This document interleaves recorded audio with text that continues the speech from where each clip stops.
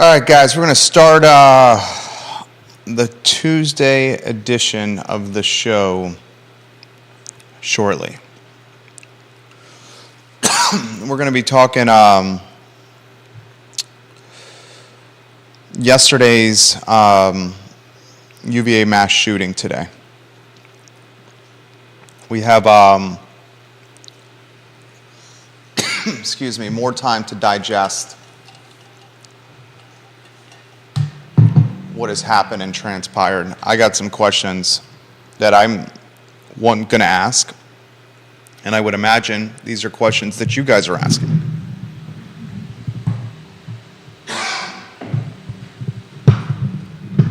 I thought together, viewers and listeners, Judah, myself, we could ask some of the questions that we have, and see if we can maybe figure out some answers. I'd also like to,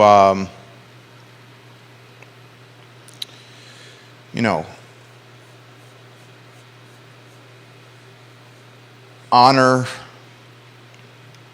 the 3 football players who have died. Mike Collins, who's in the hospital, and a 5th student who multiple outlets have identified as a female and a non-football player who appears to be on her way to recovery. Ask questions. Join us in the discussion. Offer your thoughts. Pray for the families involved, all of them. I know much of the community is certainly reeling right now. Take a look at the screen for some of the questions that I have that I'll try to get to and ask you, and then put your questions in the feed, and we will relay them live on air. I think we're all kind of making sense of all this. And many of us, most of us, there's aspects of this that we won't make sense of ever. We'll get rocking and rolling here in a matter of moments. Give me about 30 seconds.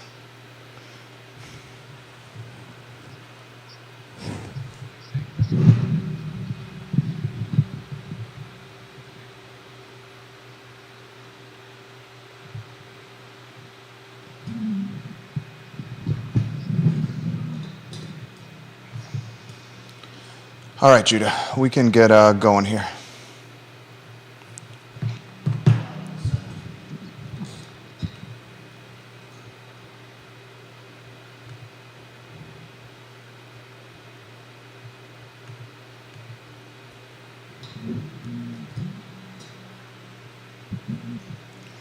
Guys, welcome to the I Love CVille show. My name is Jerry Miller. Thank you kindly for joining us. We appreciate you watching the I Love CVille network. We have a Charlottesville, Albemarle County, Central Virginia, Commonwealth Country, and worldwide audience here. Our studio's in downtown Charlottesville. I don't know, maybe 1.5 miles, 2 miles from where a mass shooting took place at a school and university I attended, loved dearly, in a community that I'm active within and love dearly. A lot we're going to cover on today's show. We're going to ask questions. Yesterday on this network, we spent 2.5 hours reporting as many facts as possible. And one of the things I did yesterday was stick with facts reported by media outlets, because there was a lot of speculation and hearsay and talk on the social platforms. And in today's digital and mobile culture, news and speculation travel faster than actual facts. Today we're going to highlight Chris Darnell Jones Jr., who's the killer. We're going to discuss his background and ask questions like motive,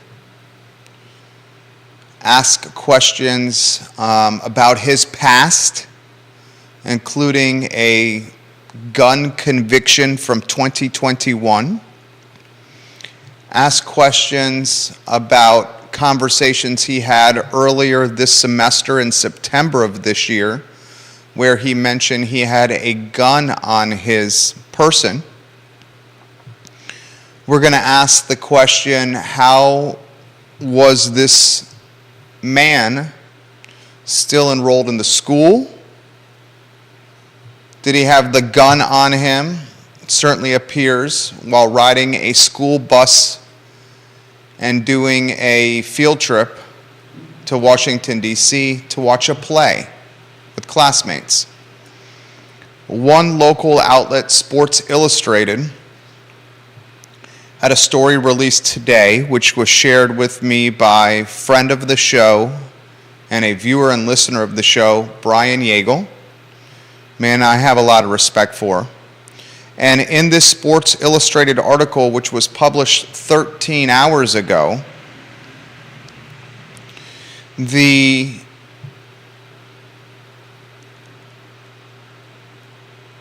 article quotes a close family friend. And the close family friend is named Gordon McKernan. And Gordon McKernan is an attorney from Baton Rouge, Louisiana. Gordon McKernan, the attorney, his son played high school football with Mike Hollins. Mike Hollins is one of the football players that was shot on Sunday evening.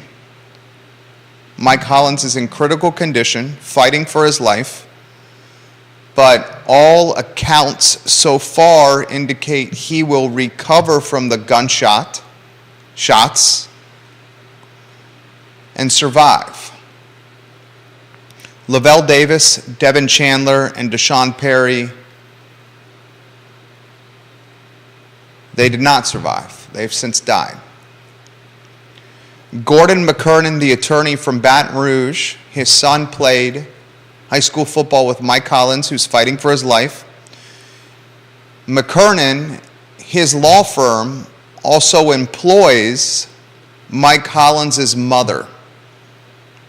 And this attorney, Gordon McKernan, has now been asked by the Mike Hollins family to be a spokesman for the family as the family is bedside and hospital side praying for Mike Hollins, who's in and out of surgeries and fighting for his life. Why I'm bringing up Gordon McKernan and this Sports Illustrated article is because of a few aspects of the story that I have not found in many of the media outlets that I have read. I'm going to read verbatim from this Sports Illustrated article that was published 13 hours ago. I'm going to quote the attorney, and I'm going to stick to facts throughout this entire show.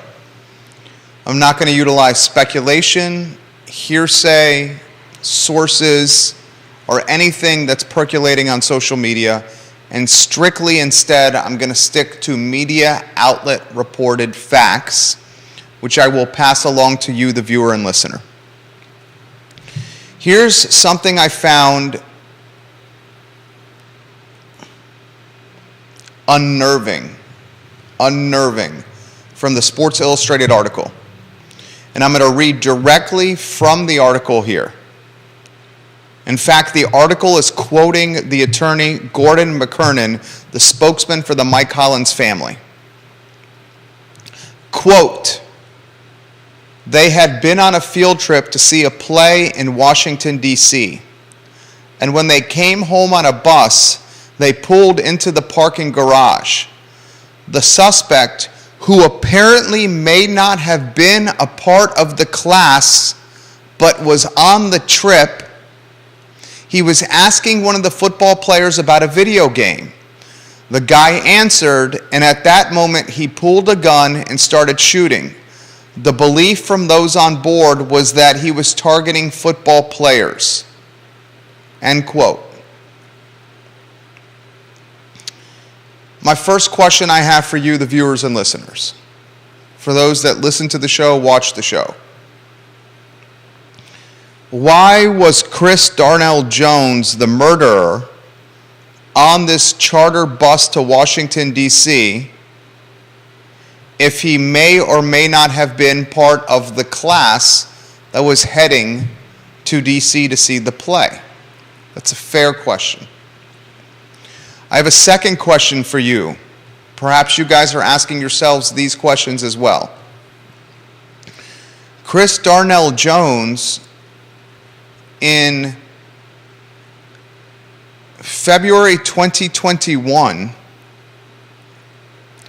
was convicted of a gun charge.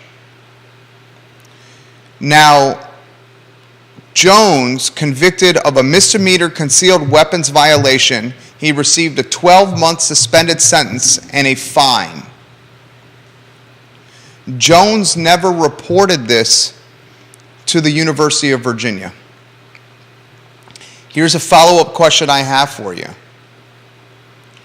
Are there, in today's digitally sophisticated era, are there not methodologies or a process in place to review criminal behavior with students at the start of each semester? Just asking a question. I'm not pointing fingers. I'm just asking questions out loud. If a student in February of 2021 was convicted of a misdemeanor concealed weapons violation and received a 12-month suspended sentence, how did the university not know about this conviction? Why does the university rely upon the student to report convictions like this to the authorities at the university? Fair question. Not throwing shade, not pointing fingers, just asking questions out loud. Here's another question I have, viewers and listeners. In September of this year, so a couple of months ago, we're talking 2 months ago, the killer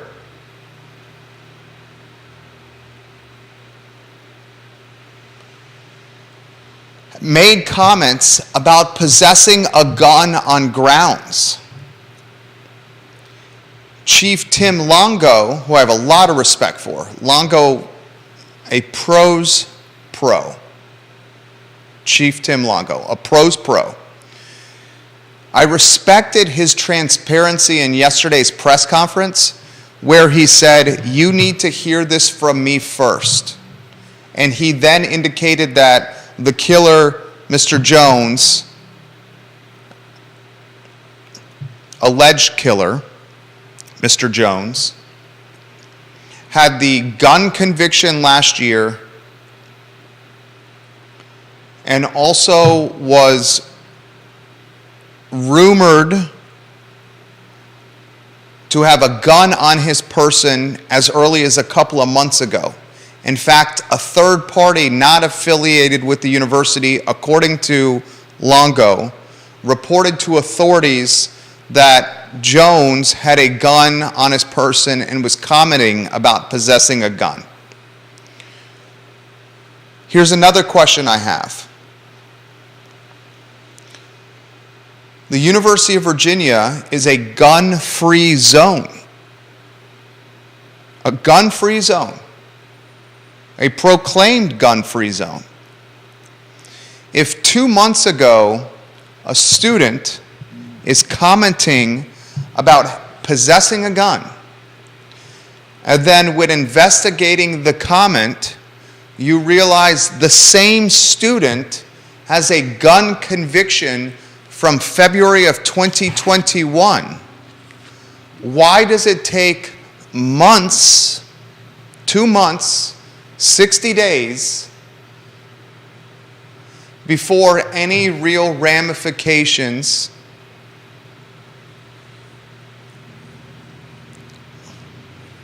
take place, happen? Is that red tape? Is that the bureaucratic nature of discipline at universities? If a student you know is convicted of a gun charge in February of 2021, and that same student is commenting about having a gun on his person in September of 2022, those strike me as red flags. And those strike me as the impetus or influence to expedite discipline, perhaps suspension, perhaps expulsion.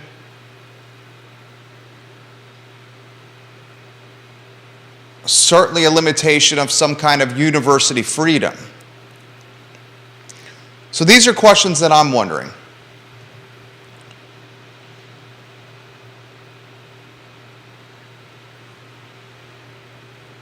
Question I'm wondering first: what are the processes or methodologies or procedures for convictions like gun charge convictions, gun possession convictions, getting immediately to the university? Does the university track its students from a criminal conviction standpoint? I also have this question. Should the authorities who arrested, charged, and convicted the student, the killer, the alleged killer, with a gun possession charge and conviction, are the authorities responsible for reporting this conviction to the University of Virginia? As Julian Freeman puts in the feed here, the authorities need to report this, zero question. It's not like he stole a pack of gum. He had a gun charge. Charge and conviction, Julian. Great comment right there. I feel the same.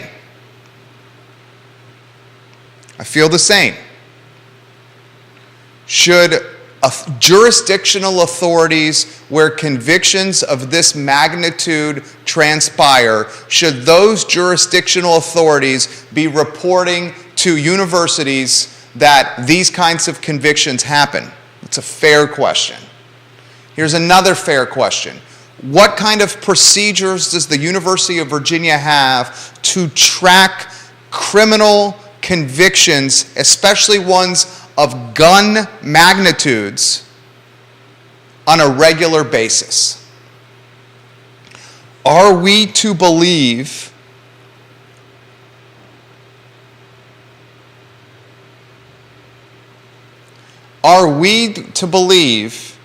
that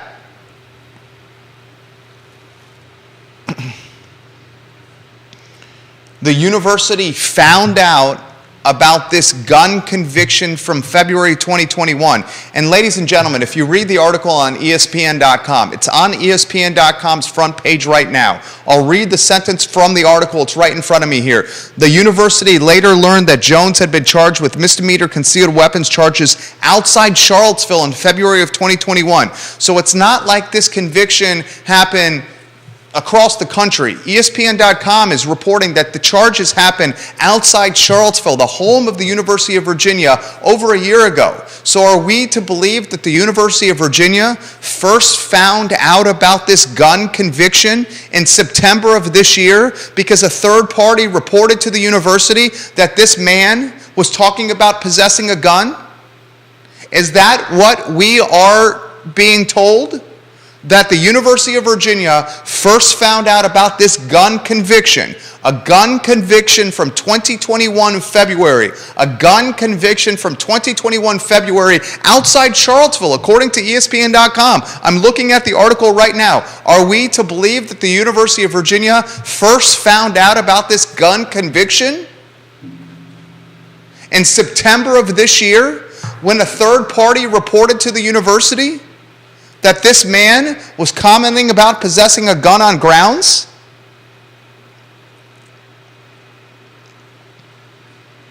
Because if that's the case, that's I choose my words carefully here. Because if that's the case, that is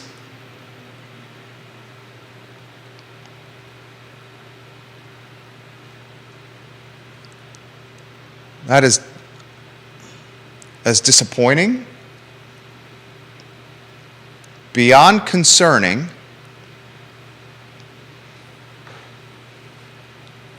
undoubtedly red flags,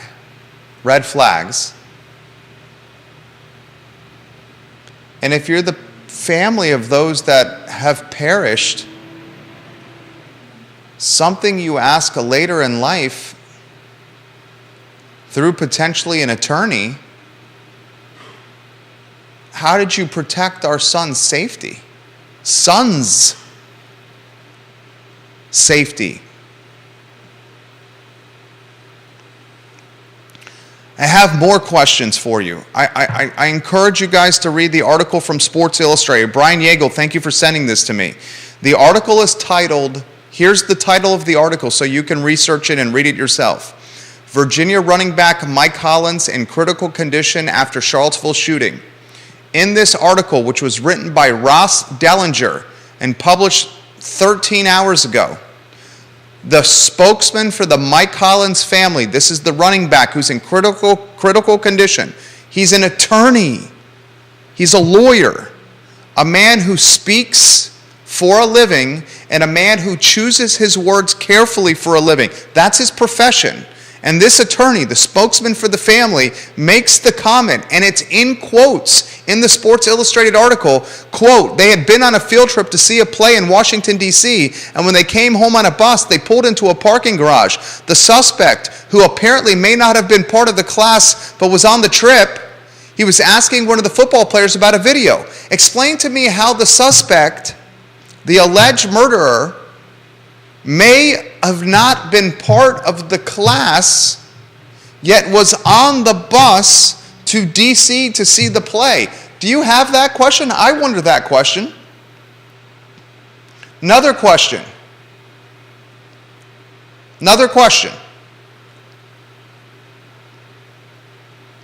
If there's a student at the University of Virginia who's got a gun conviction in February of last year, and there's a student at the University of Virginia who's talking about having a gun on September of this year, should we be monitoring that student closer when he's getting on chartered buses and going outside the Commonwealth in a much more unsupervised capacity? I would think yes. He has a gun. Are we not to believe, and isn't it not logical to think that the student, the alleged murderer, had the gun on his person while riding the bus? Right? Now, I have another story to relay to you. This one is from CBS 6. It's the CBS affiliate in Richmond, Virginia, and they've done a fantastic job of covering this story. And this CBS affiliate interviewed the alleged murderer's father. And I'm going to read verbatim from the media, verbatim from the TV station website. And everything I'm relaying to you, viewers and listeners, is based on coverage in established, credible media outlets. Nothing relayed to you that is hearsay, rumor, speculation, nothing percolating on social media. It's literally from media outlets, what I've relayed to you. What I relayed to you yesterday. This is from CBS 6. They interviewed his father, Chris Jones Sr. Chris Jones Sr. has been in and out of his son's life. His son grew up with his mom working the graveyard shift. The alleged murderer and his mom grew up poor. There's an article in the Richmond Times-Dispatch, which I read in preparing for this show, that talked about the alleged murderer spending a lot of time by himself because his mom was working the graveyard night shift. He would routinely walk to a convenience store after school for dinner, where he would purchase ramen on most evenings for dinner, ramen noodles. According to the Richmond Times-Dispatch, the alleged murderer, when he was a child, when he was in middle school, he would enjoy Roscoe Fried Chicken,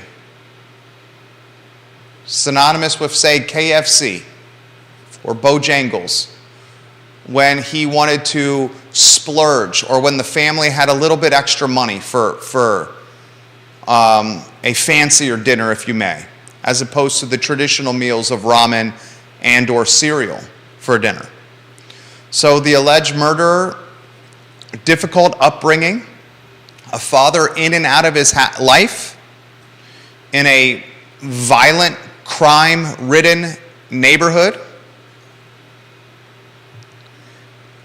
The Southside Richmond, Petersburg area is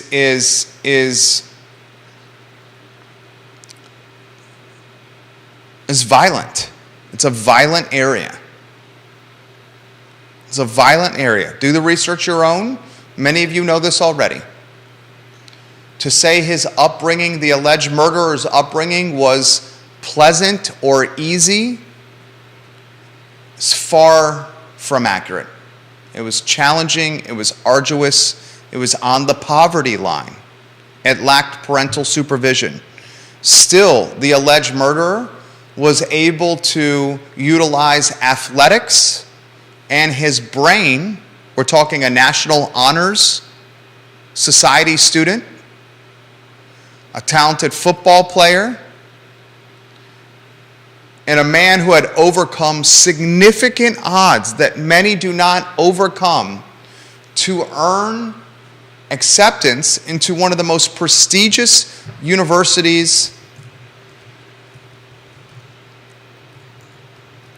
in the country.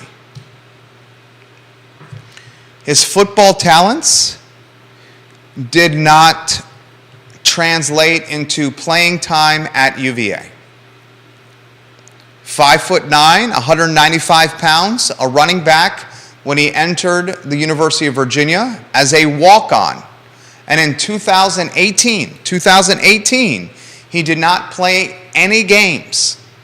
So he started in 2018. You have the 2018 as a first year, 2019 as a second year, 2020 as a third year, 18 first year, 19 second year, 2020 as a third year, 2021 as a fourth year. So here is a student in Chris Darnell Jones who is past the traditional 4-year window of undergraduate college, now in a 5th year. Remember that when I get back to hazing. Hazing in a matter of minutes. CBS 6 News WTVR in Richmond interviewed Chris Jones Sr. Chris Jones Sr. apologized for his son, and then he had some very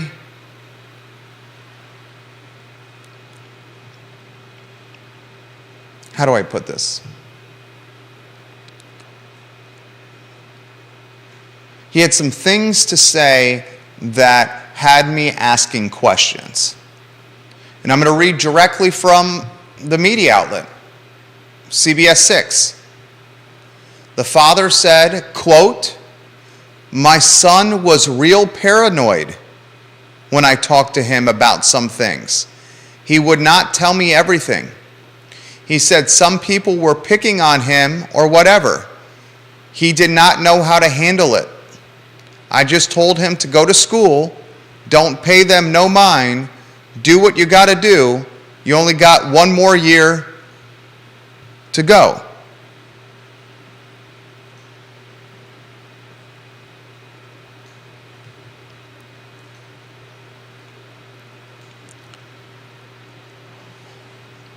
The father is saying, it's also on CNN.com,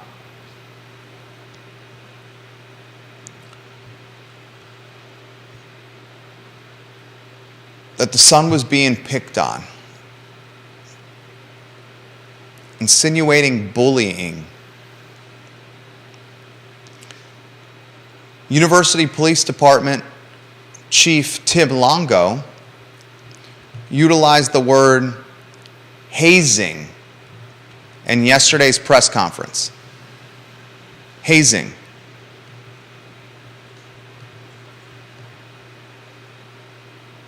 You got a alleged killer whose father is telling the media that his son was bullied and picked on, and you got a police chief who utilized a very descriptive term in a press conference, and that term was hazing. Naturally, as human beings, we ask this question: did the murder of 3 football players, was it motive by bullying and or hazing? When you hear that question, I want to consider timelines. The alleged murderer, Chris Jones, was a walk-on on the football team in 2018. Jim Ryan said, the president of the University of Virginia, Jim Ryan, said the walk-on was on the football team for a year in yesterday's press conference. After that, he was not a part of the team. This is what I don't understand. How could Chris Jones, the alleged murderer, continue to be hazed if he was on the football team for all of 1 year, 2018 to 2019? Did that hazing and bullying continue into 2022? Furthermore, the players who were murdered, Lavelle Davis, a third-year junior, Devin Chandler, a junior. Devin Chandler just transferred to UVA from Wisconsin Badgers. He just transferred to this school from another school all the way across the country. Chandler's from North Carolina. Lavelle Davis is from South Carolina. Deshaun Perry, the junior defensive end linebacker, is from Miami. Lavelle Davis, Devin Chandler, and Deshaun Perry, they are considerably younger than the alleged murderer. If this was in fact a mass murder motivated by hazing and bullying, the timeline seems off to me. The alleged murderer was only on the football team 2018 to 2019.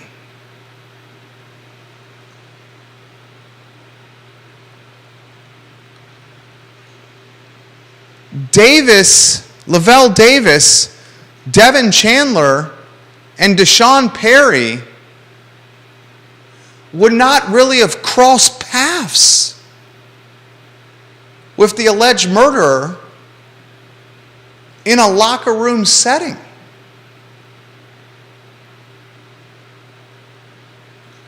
How did the bullying, the word hazing was used by the police chief, by Longo, where and how did it transpire? If this was in fact the motive for the mass murder, how did it take place? The timeline doesn't add up. Questions I have in the many media accounts that I've read. Nothing based on speculation, social media chatter, gossip, anything like that.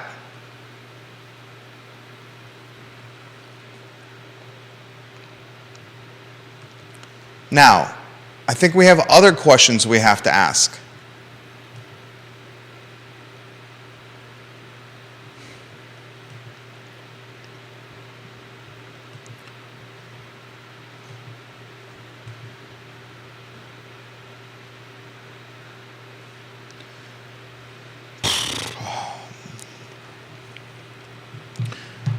Should the football season be canceled? There's 2 games left. You got a team that's struggled. And whether we want to admit this or not, and this is the world we live in, and this is tough, but this is the world we live in. It's a performance-driven world in a 24/7 news cycle. The current football team is horrendous. They have no bowl eligibility opportunity. Even if they win the remaining 2 games, they finish with 5 total wins. In the last game against Pittsburgh, as the team was running to the locker room, the team was legitimately booed by stands that were barely half full. Demoralizing to see a team that you love. Forget a team that you love. Demoralizing to see teenagers and early 20s who get paid nothing booed by fans. It's not like pro sports. They're not getting paid millions of dollars. It's not what they do for a living. It's what helped get them into college. But they were booed. You got 2 games left, Coastal Carolina, and then arch rival Virginia Tech and Blacksburg. Should they forfeit the remaining 2 games and cancel the season? It's a fair question, and it's a question that should be asked. Here's another question that should be asked. If this team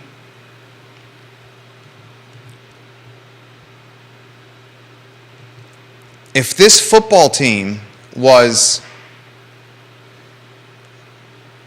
7-3 instead of 3-7. Their overall record is 3-7 right now.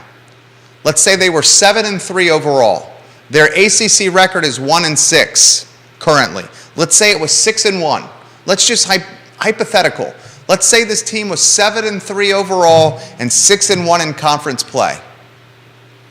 Would this team have completed and played the last 2 games of the year? My bet is yes.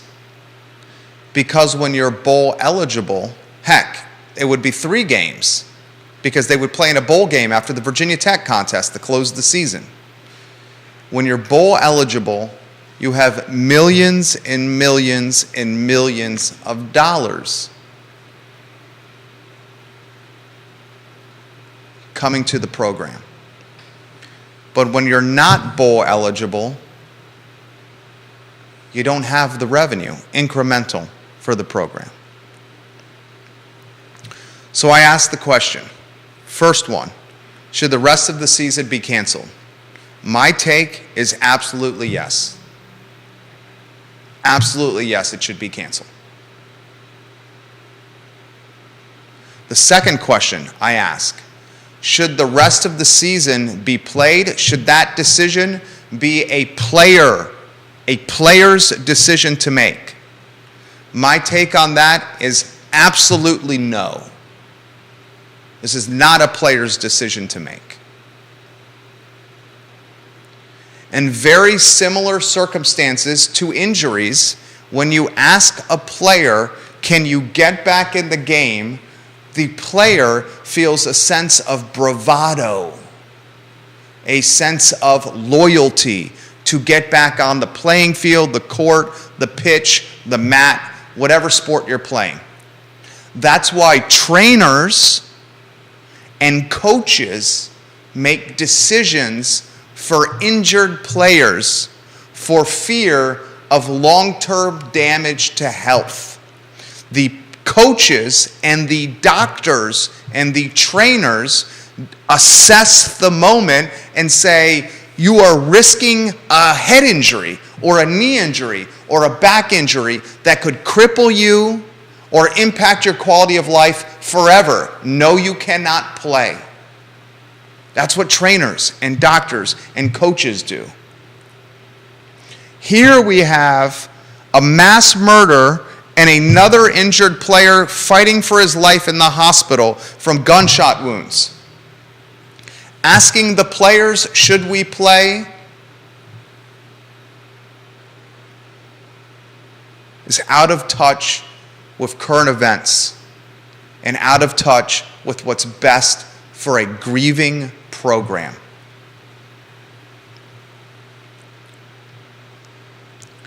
And the last question I ask on this topic about the football season is this one.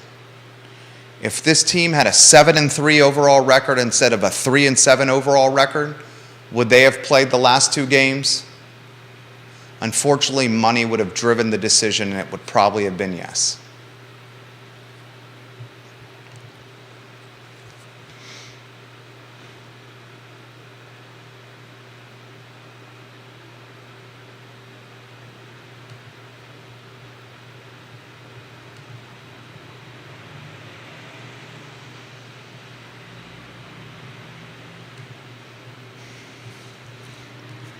Now let's talk about Charlottesville.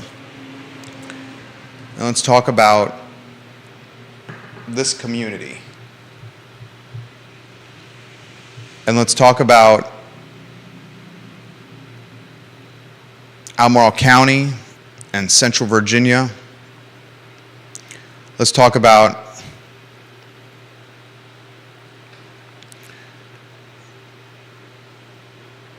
the national media, the global media. Let's talk about grieving. Let's talk about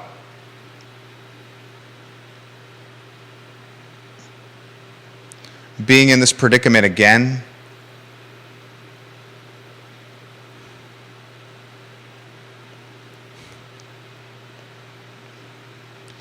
How many of you have made this comment?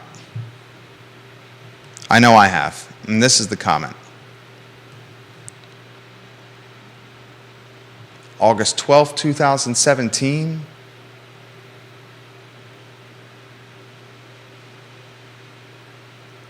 That happened here.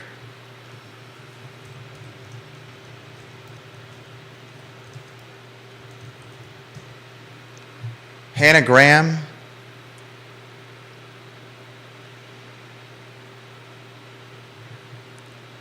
That happened here. Morgan Harrington. That happened here.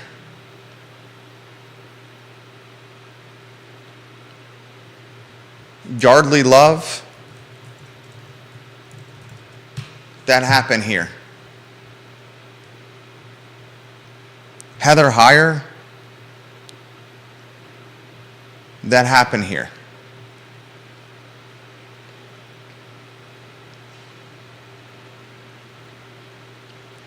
the murder on the downtown mall outside of a local restaurant,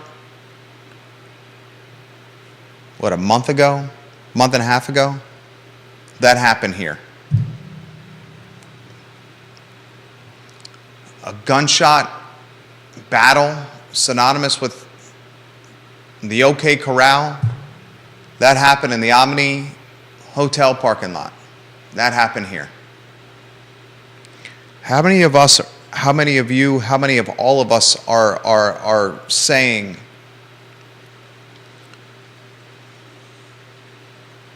what's going on? Why is this always happening in Charlottesville, in this area? Is it unique to this community?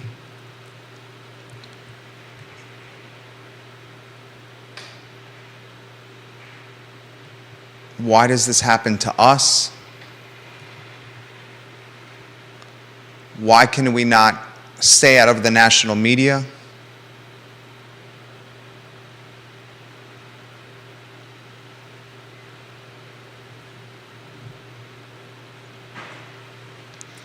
I've been trying to make some sense of those questions. And this is kind of what I, determine.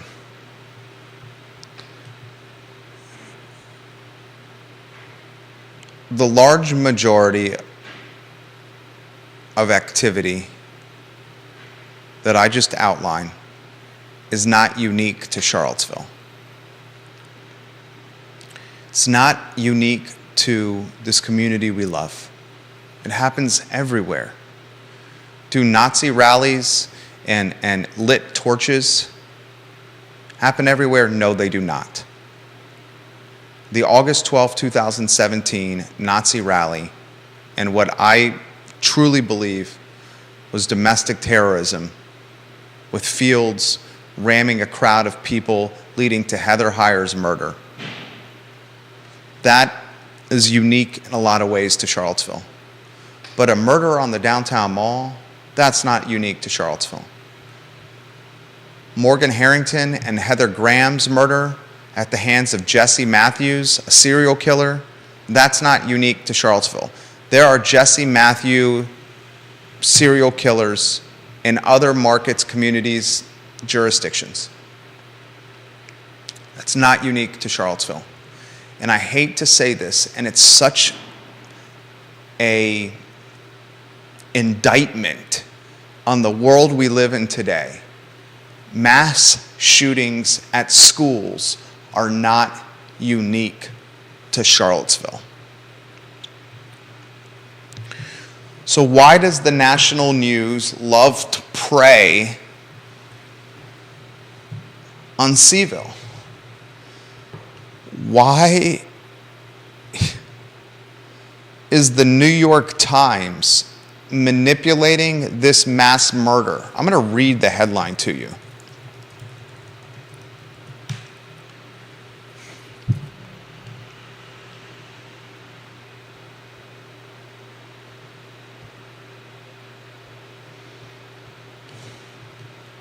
Looking it up. The New York Times compared the UVA mass murder. This is the world's newspaper. And it linked the UVA shooting from Sunday evening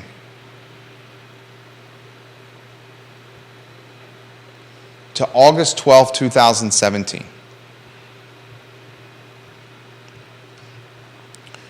The New York Times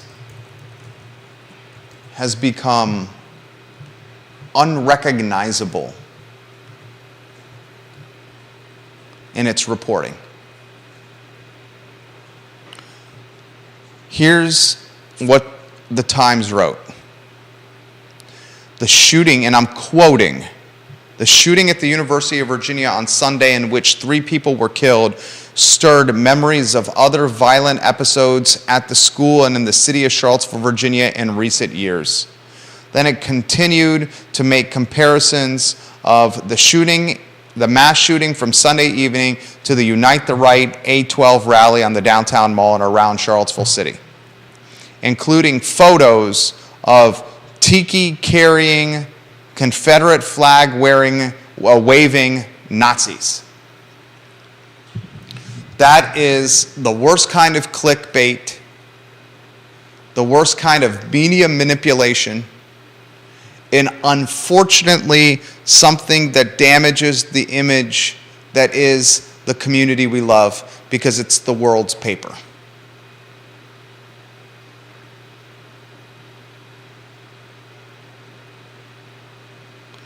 You've heard this phrase before, I bet, and this is the phrase: Charlottesville is not an event, Charlottesville is a place. I'll add to it. Charlottesville is not for media manipulation. Charlottesville is a place of people who love. Do we have issues? Yeah, we have issues. Every place has issues.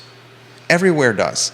Do we have affordability issues? Yeah, we have affordability issues. Is the community undoubtedly becoming wealthy and homogenous? Yeah. Have you walked around it? It's about as siloed when it comes to its race and socioeconomic status as Greenwich, Connecticut.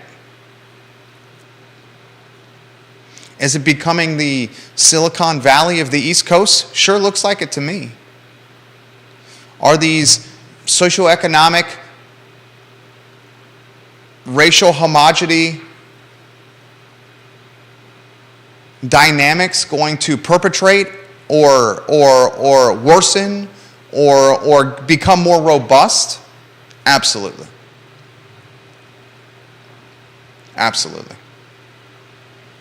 Can any of the affordability measures that jurisdictions are trying to employ, will they have any kind of lasting impact or true influence? No, they won't. Jurisdictions, government officials have a very difficult time beating the invisible hand that we call the free market and capitalism. It operates at levels and speeds that jurisdictions that drown in red tape will never be able to keep up with. You're not going to beat the free market. You won't beat the invisible hand. Just like athletes. You know what's going to beat LeBron James? You know what's going to beat Tom Brady? You know what beat Michael Jordan? You know what beat Michael Jordan? It wasn't Charles Barkley or Patrick Ewing or Hakeem Olajuwon or Tim Duncan or David Robinson. You know what's going to beat LeBron James? LeBron James is not going to be beat by Kevin Durant or Jason Tatum or Kawhi Leonard. Tom Brady's not going to be beat by Patrick Mahomes or Aaron Rodgers. You know who beats those guys? Father Time. Father Time beats those guys. The only undefeated entity or team in sports is Father Time's team. The only entity undefeated in this capitalistic society we live upon and live within is the invisible hand that's called the free market. Yes, it's going to get more homogenous and more wealthy. Yes, the middle class is getting pinched. Yes, the lower class is being driven outside the community. And yes, Charlottesville and Albemarle County are becoming playgrounds for white, wealthy transplants in a lot of ways.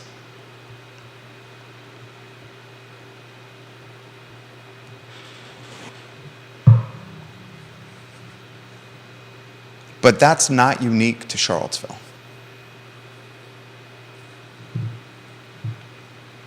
That is not unique to Charlottesville.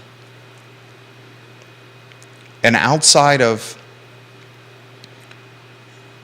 A12, August 11th as well. I mean, how many communities in August 11th had Nazis carrying lit tiki torches walking around town? Not many. Sure, there's some out there, but they're not many. And A12, that's unique to Charlottesville. But the other crime,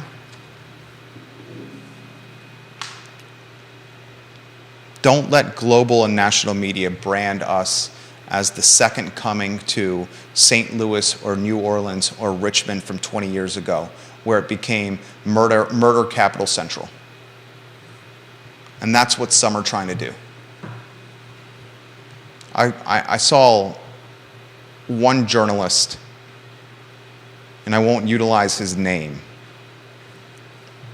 make the comment that if you extrapolate the murders that have happened in Charlottesville over a 12-month period of time, the Charlottesville metro area has a murder rate approximately equivalent to St. Louis.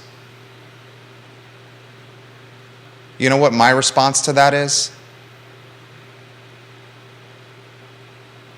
These numbers go up and down. There were no homicides in Charlottesville last year.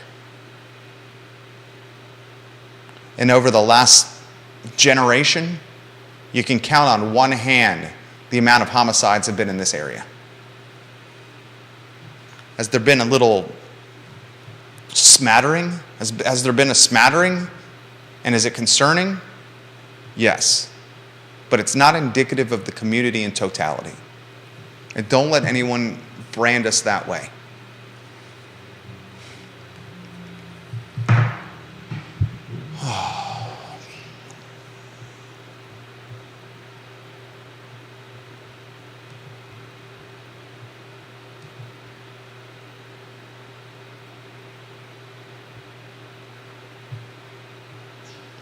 Tuesday edition of the I Love CVille show.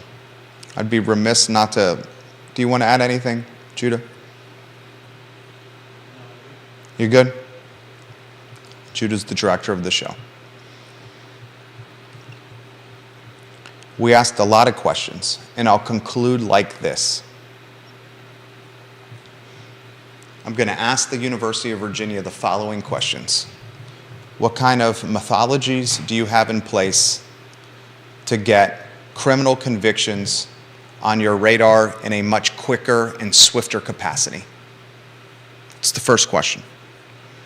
The second question I'm going to ask, should jurisdictions that convict college students of crimes, should they report those crimes to the universities they attend? The third question I'm going to ask,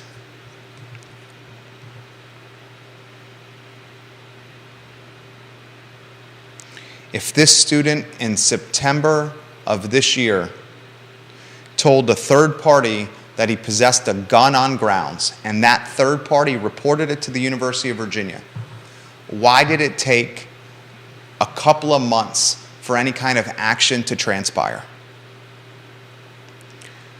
The fourth question I'm going to ask the University of Virginia, if you knew a student in February of 2021 was convicted of a gun crime, and you found out about that gun crime conviction probably in September of this year when a third party reported to you that he has a gun on his person, or he's talking about having a gun on his person, why did you not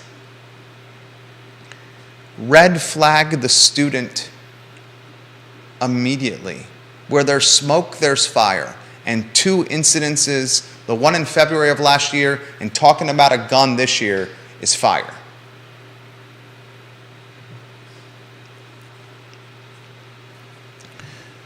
I have another question when it regards to hazing. Longo used the term hazing, and the alleged killer's father talked about his son being bullied to the point of paranoia. Where did that bullying and hazing take place if the alleged killer, his timeline was very different than those of the athletes he murdered? I also asked the question about the season and should it be canceled. I say yes. I ask the question if it's the player's decision whether they should play or not. I say absolutely it is not the player's decision. Just like we do not allow a player to determine whether or not he can get back into a football game when it comes to injury. It should not be the decision of the player to determine whether or not this season should transpire.